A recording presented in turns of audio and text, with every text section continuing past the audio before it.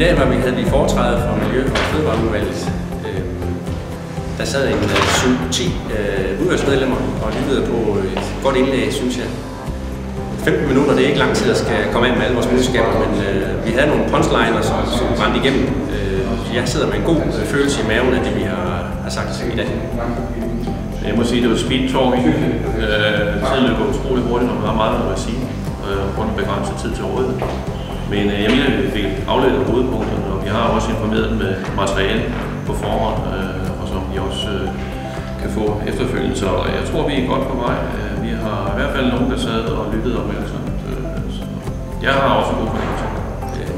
Og de stillede jo det spørgsmål, som vi havde forventet. Hvad med kemi?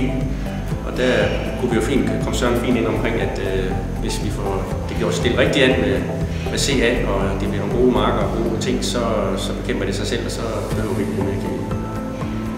Og de spurgte netop også til fra venstrefløjens side om økologer kan bruge systemet, og det er jo der også er nogen, der arbejder med. Så vi kan jo virkelig samle de forskellige driftstyper i landbruget i et system, som forhåbentlig nu kan få noget medvind. Vi spurgte jo, om vi kunne få lov at få bælgplanter med i vores efterafgrøder i en begrænset forsøgsordning, indtil der er mere videnskabelig dokumentation.